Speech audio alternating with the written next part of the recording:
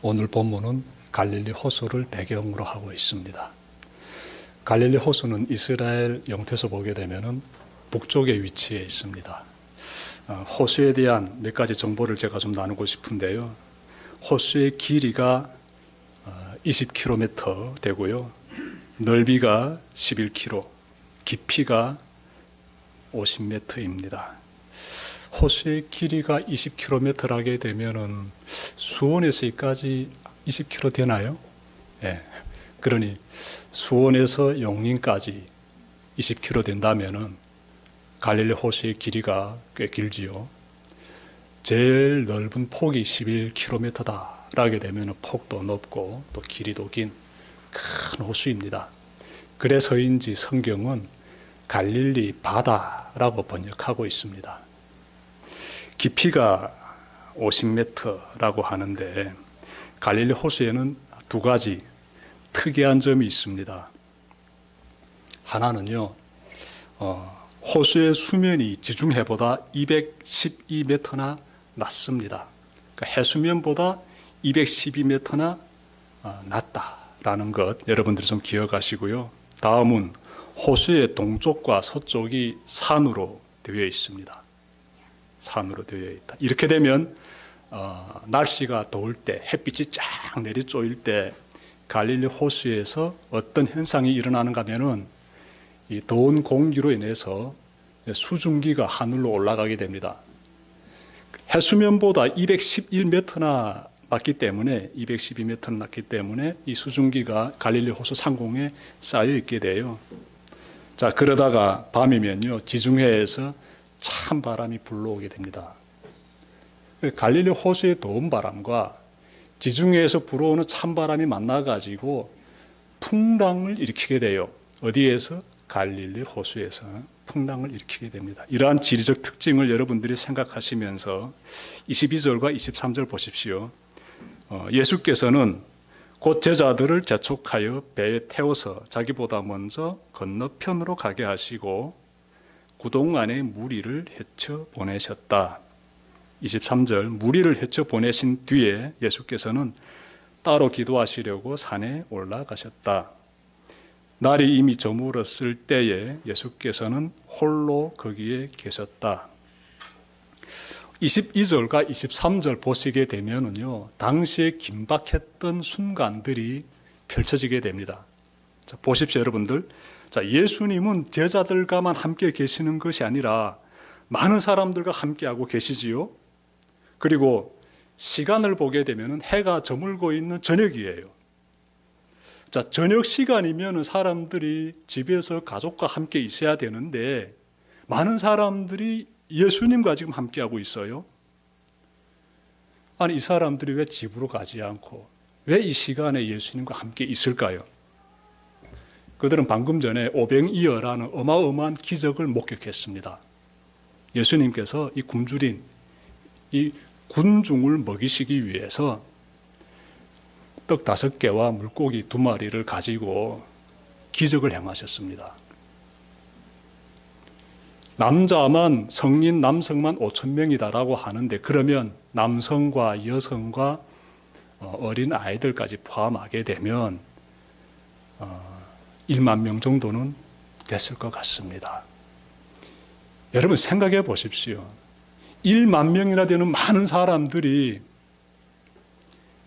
예수님께서 행하신 기적을 직접 목격하고 체험했습니다.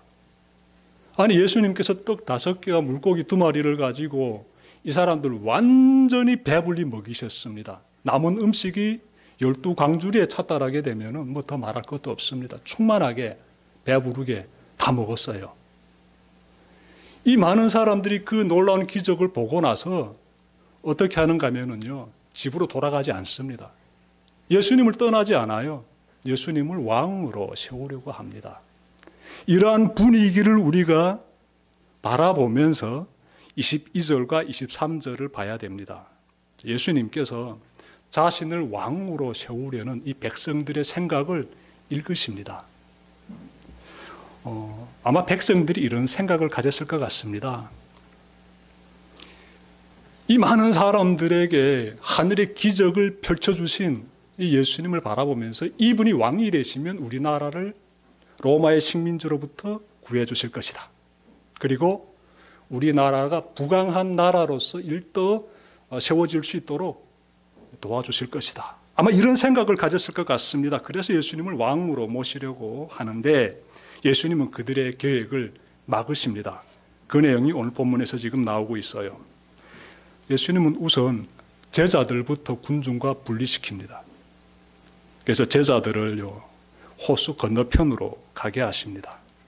그런데 22절 보시면 즉시라는 단어하고 재촉하다라는 단어가 나오는데 즉시, 재촉하다 이런 단어들은요, 당시의 긴박한 상황을 우리에게 알려주고 있습니다.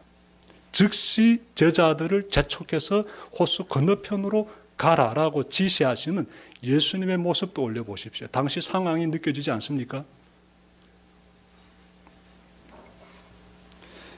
예수님은 즉시 제자들을 재촉하셨다라는 것은요, 이것은 당시 제자들이 예수님의 지시에 즉각적으로 따르지 않았음을 의미합니다. 예수님께서 갈릴리 호수 건너편으로 가라고 지시하셨으면 예 알겠습니다 하고 이렇게 배 타고 노조 가면 될 것인데 제자들이 따르지 않고 있기 때문에, 주저하고 있기 때문에 그래서 즉시 재촉했다라고 말씀하고 있는 것이에요. 그러면 무엇이 제자들의 걸음을 이렇게 주저하게 만들었을까요? 제자들이 두 가지 생각을 가졌던 것으로 보입니다. 하나는 제자들도 예수님을 왕으로 모시고 싶어 했습니다. 왜냐하면 방금 전에 엄청난 광경을 봤거든요. 예수님께서 단 한 번의 기적으로 이 10,000명이나 되는 사람들이 한 마음을 가질 수 있도록 꽉 결속시키신 거예요.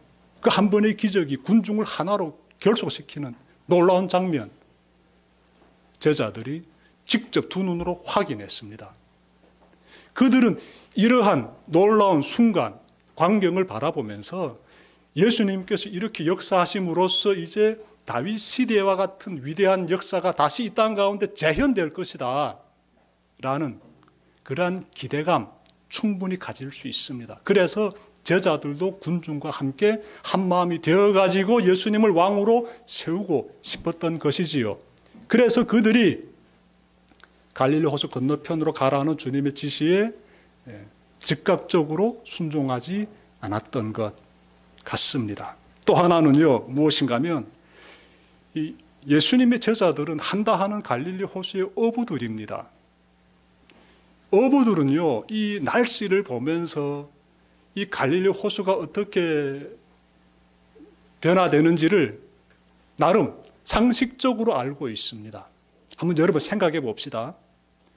그날 낮의 기온이 굉장히 더웠어요.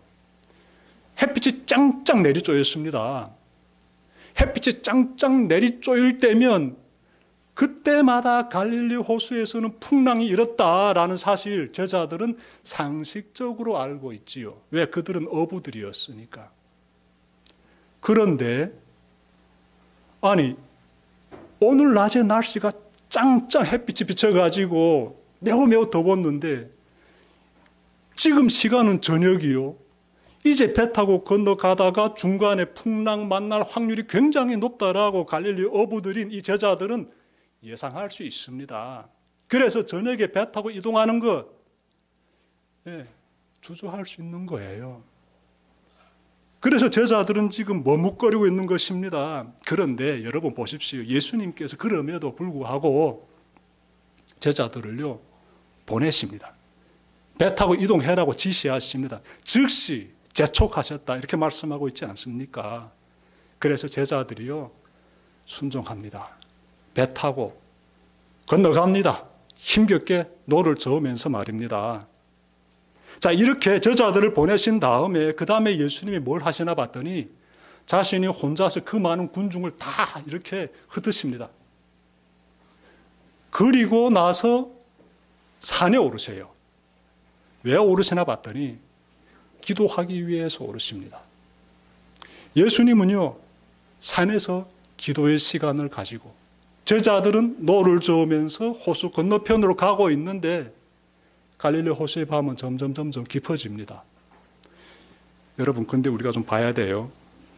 갑자기 광풍이 몰아치기 시작합니다. 이 풍랑이 있는 거예요. 미리 말씀드렸지요? 갈릴리 호수의 지리적 상황.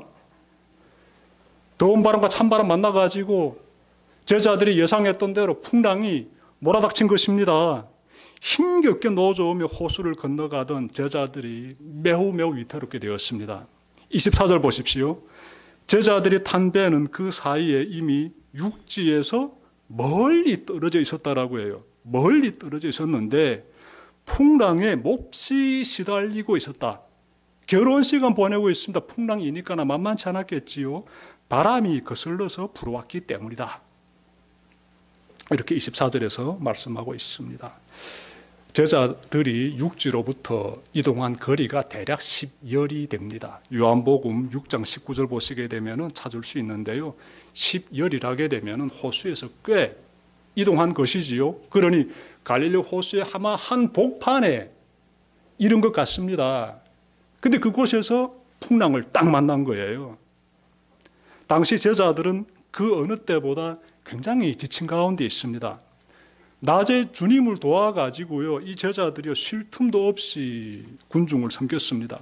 그들은 해가 지게 되면 좀 편히 누워 쉬려고 했는데 예수님께서 건너편으로 가라고 하셨기 때문에 부득이 배에 오른 사람들이에요. 지친 몸을 끌고 힘겹게 노저으며 가는데 예상했던 대로 풍랑이 몰아닥친 것입니다. 요동치는 풍랑이요, 이 배를 가만 놔두겠습니까? 배전을 때리지요. 그러면 어떻게 되는가 하면요, 배 밑창에 물이 고이게 됩니다. 제가 북한에 있을 때 쪽 배 타봐서 압니다. 바다에서 잠깐 일해서 아주 잠깐. 근데 파도 딱 치게 되면은요, 파도 친다는 게 무엇을 의미하는가 하면요, 배가 물에 잠길 수 있다는 걸 의미합니다. 배전을 쾅 치게 되면 순간에 그냥 바닷물이 배전에 촥촥 차게 되는데 퍼내는 속도하고 바닷물이 들어오는 이 속도하고 이거 잘 봐야 돼요. 나는 아무리 퍼내지만 바닷물이 더 많이 이렇게 배전 이 밑창에 고인다면은요, 배가 바닷물에 가라앉는 그 순간입니다. 순간이에요. 굉장히 지금 위태로운 상황이 지금 펼쳐지는 것입니다. 여기서 한 가지 질문 가지게 되지요. 이 젖먹던 힘까지 다 쓰면서 지금 이 풍랑과 싸우고 있는 이 제자들의 모습 보면서 우리는요, 한 가지 질문 딱 가지게 됩니다. 아니, 제자들은 예수님의 말씀에 순종한 사람들이에요. 그렇지요? 예수님 가라고 해서 출발한 사람들이지 않습니까? 자신들은 원하지 않았는데, 자신들의 상식으로는 이거는 아닌데 가라니까나, 우리 주님이 가라니까나 출발했는데 왜 이런 어려움 직면하게 된 것이지요? 앞서 말했지만 그들은요, 정말 예수님과 함께 육지에서 이 밤을 보내고 싶어 하지 않았습니까? 근데 지금 피하고 싶었던 상황이 도래한 것입니다. 우리는요, 이 예수님을 믿고 살아가는 삶에서 좀 가지게 되는 질문이 있는데요. 예수 믿는 사람들이 인생에 왜 이런 시련이 있을까? 그런 것이지요. 왜 이런 질문 가지게 되는지 우리가 좀 이 본문 가운데서 살펴보게 되는데, 제자들이 처한 상황이 지금 이와 똑같습니다. 예수님 말씀에 순종했는데 왜 이런 어려움에 처하게 되었을까? 그 질문. 지난주에 우리 교회 어느 한 집사님이 교회에서 예배 드리고 가다가 교통사고 당했습니다. 굉장히 마음이 무거워하던데, 예배 드리고 가는 걸음 하나님께서 지켜주시면 얼마나 좋겠습니까? 왜 일어나면 안 될 거란 교통사고가 일어나가지고 우리 집사님의 마음이 그렇게 힘들어지는 것일까요?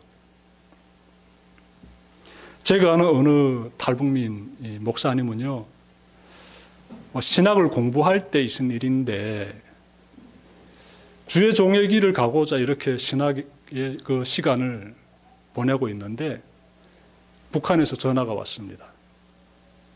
비보예요.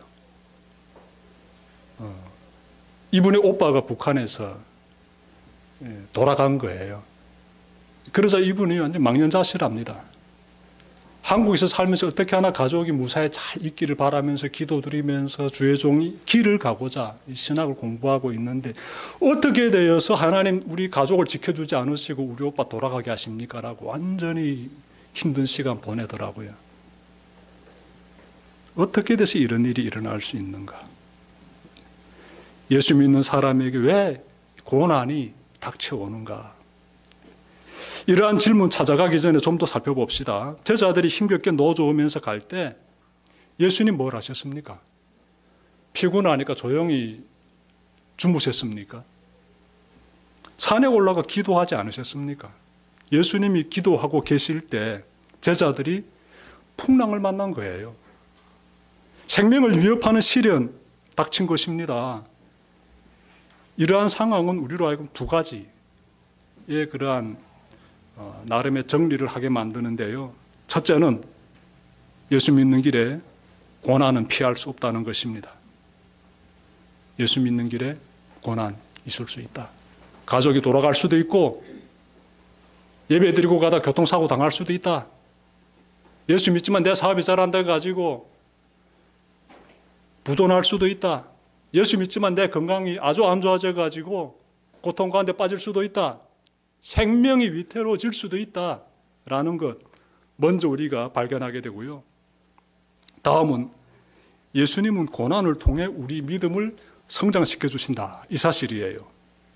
여러분, 고난이 닥치자 제자들의 믿음 상태가 어떻게 되었을까요? 성경 자세히 보십시오. 호수 한가운데서 풍랑 만났을 때 제자들이 그 풍랑 속에서 어떤 신앙 상태를 가지고 있었을까요? 방금 전에 그들은 오병이어의 기적을 봤습니다. 굉장히 놀라운 기적 봤어요. 10,000명이 한 마음으로 탁 이렇게 결집되는 것, 이거 보통 일 아닙니다. 그만큼 놀라운 기적을 봤고 그 가운데서 예수님에 대한 뜨거운 신앙, 제자들이 필경 가지고 있습니다. 그런데 그 신앙이 잠시 뒤에 자신들이 직면한 이 풍랑 앞에서 어떻게 되었을까요? 뜨거운 신앙으로서 이 위기를 잘 이겨냈을까요? 여러분들 생각해 보십시오. 그렇지 않습니다. 마가복음 6장 52절 보시게 되면요, 제자들이 마음이 굳어졌다라고 말씀합니다. 마음이 굳어졌다. 제자들이 무슨 생각했을까요? 우리 한번 제자가 돼 봅시다. 내가 그 배에 타고 있어요. 지금 상황이 매우 안 좋습니다. 지금처럼 든든하게 잘 만든 배라게 되면 풍랑이 몰아칠 때 모르겠습니다. 그래도 배가 날 지켜주겠지 생각할지 모르겠지만 여러분, 이 시대로 돌아가게 되면 나무로 만든 배, 쪽배, 저는 이런 쪽배 타봐서 아는데요, 풍랑이 확 몰아치게 되면 굉장히 위태롭고 그래서 그 풍랑으로 많은 사람들이 죽습니다. 내 생명이 경각에 다다랐는데 내가 지금 젖먹던 힘까지 다 뽑아내면서 지금 열심히 살고자 몸부림치고 있는데 그때 제자들의 신앙 상태는 어떠했는지 성경에서는 마음이 무뎠다라고 해요. 그러니 그들이 무슨 말을 하고 무슨 생각했겠습니까? 누구에 대해서 어떤 마음을 품었을까요? 우리는 저녁에 배 타지 않으려고 했는데, 우리는 예상했는데 주님이 가래서 우리가 지금 지체하다가 재촉하시니까 우리가 이 배에 오르게 되었다. 누구 때문이냐? 왜 이런 일이 우리에게 닥쳤느냐? 라면서 원망하고 불평하는 것 충분히 우리가 상상할 수 있는 거 아니겠습니까? 우리도 그렇게 할 수 있지 않을까요? 저는 종종 봅니다. 예수 잘 믿는다고 이렇게 신앙생활 잘하는 것 같지만 그래서 신앙 고백해가지고 세례도 드리고 그리스도인으로 거듭날 수 있는 자리 마련해 드렸지만 그 삶을 사는 과정에서 시련이 척 이렇게 나에게 다가오자 예전의 세상 사람처럼 돌아가가지고 생각하고 판단하고 문제를 풀어나가고자 하는 모습들 종종 저는 봅니다. 금방 세상 사람으로 변해져 버려가지고 예수 믿는 믿음으로 이 시련을 이겨내고자 하는 것이 아니라 세상 사람처럼 딱 생각하고 판단하고 움직이는 그러한 모습들 저는 최근에도 보고 있습니다. 굉장히 중요한 부분을 지금 다루고 있어요. 제자들의 마음이 무뎌졌다? 이거 우리들이 충분히 경험할 수 있는 내용들이에요. 제자들은 방금 전에 굉장한 기적을 봤지요. 완전히 확인했습니다. 하늘의 기적, 오병이어의 기적. 그럼에도 불구하고 완전히 세상 사람으로 돌아져 버려가지고 마음이 무뎌졌다는 것이지요. 고난이 닥칠 때 우리가 기억해야 하는 것이 있습니다. 여러분, 예수님은요, 이 모든 상황을 다 알고 계십니다. 마가복음 6장 48절에서 나오는데 예수님은 제자들이 풍랑을 만나서 많이 힘들어하는 것을 보고 계십니다. 예수님이 보고 계세요. 전 이 내용이 너무나 중요하다고 생각합니다.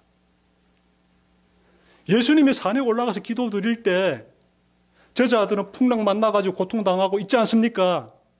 그때 예수님은 그 모든 상황을 보고 계신다라고 성경은 말씀하고 있어요. 다 보고 계신다는 것이에요. 다 보고 계신다. 그리고 주님이 자리에서 일어나십니다. 자, 보고 계시다가 자리에서 일어나시는데 그때가 언제일까?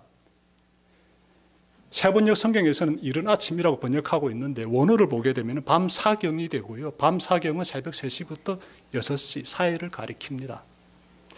그러니 이 시간은 피로가 몰려와가지고 우리가 육체적으로나 정신적으로나 매우 힘든 시간이지요. 지칠 대로 지쳤으니까. 이 시간에 예수님께서 움직이시는데 아마도 이제부터 상상해 봅시다. 왜 예수님께서 이 시간에 움직이실까? 제자들의 신앙 상태를 시험하시고자 밤 사경이 될 때까지 기다리신 것은 아닐까? 한번 생각해 봅시다. 제자들이 할 수 있는 모든 힘을 다 쏟고 기진, 탈진할 때까지 우리 주님께서 기다리신 것은 아닐까? 그들의 신앙이 흔들릴 그때까지 우리 주님께서 기다리신 것은 아닐까? 그렇게 하심으로써 제자들이 자신들의 신앙이 얼마나 미약한지 깨닫기를 원하지 않으셨을까 생각을 가지게 됩니다. 주님의 그 놀라운 섭리, 주님의 그 크고 위대하신 뜻 우리가 어찌다 헤아리겠습니까? 우리는 그냥 그렇게 말씀 가운데서 생각하고 그 상황 가운데서 주님이 어떤 모습들을 우리에게 보여주고 계시는지 찾아갈 뿐이지요.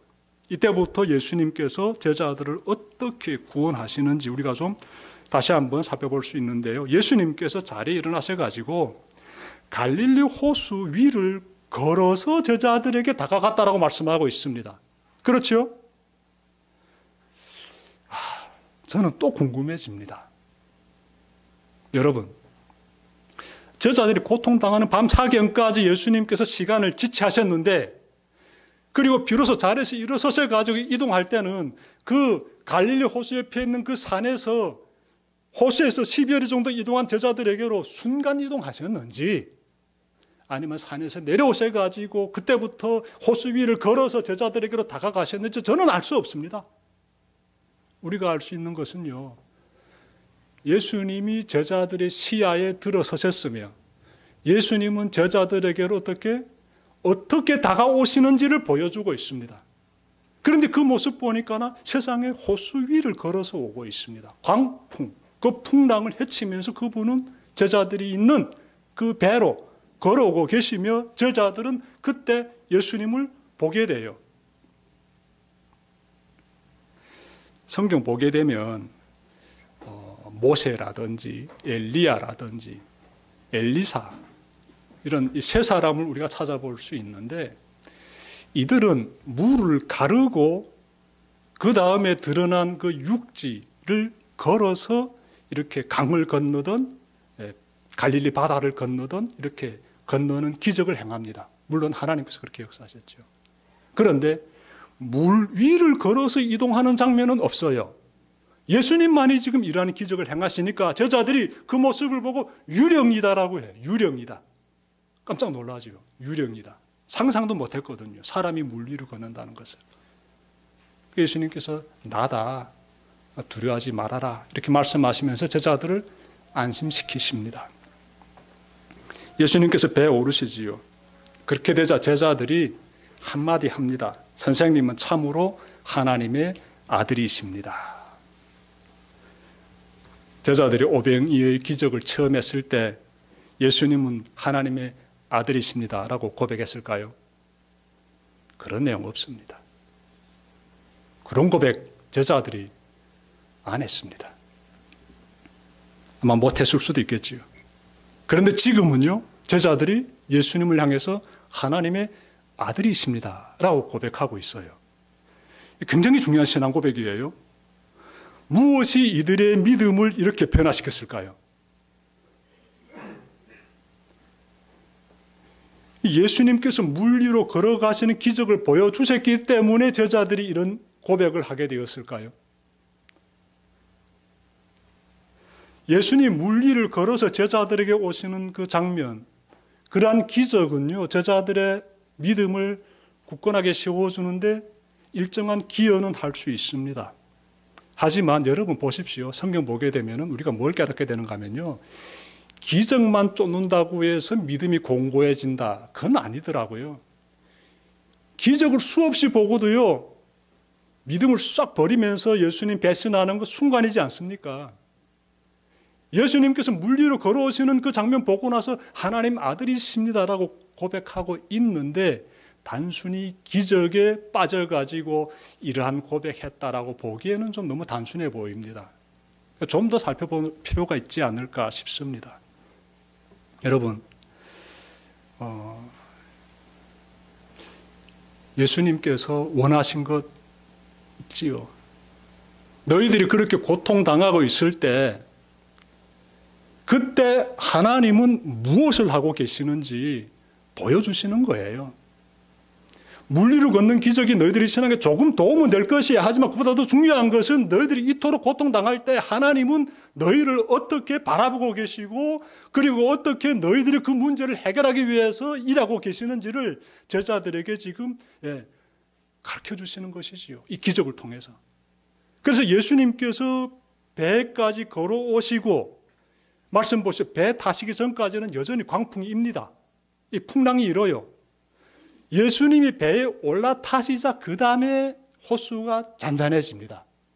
무엇을 말하는가 하면 예수님과 우리가 예수님 안에 이렇게 온전히 거하여서 하나가 될 때 그때 모든 문제는 해결이 된다는 것이에요.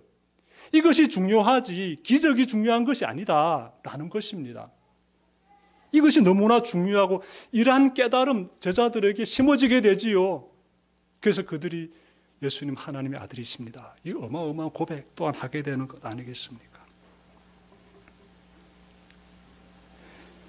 우리 이 교회가 대성교회가 주님 안에 온전히 거하길 바랍니다.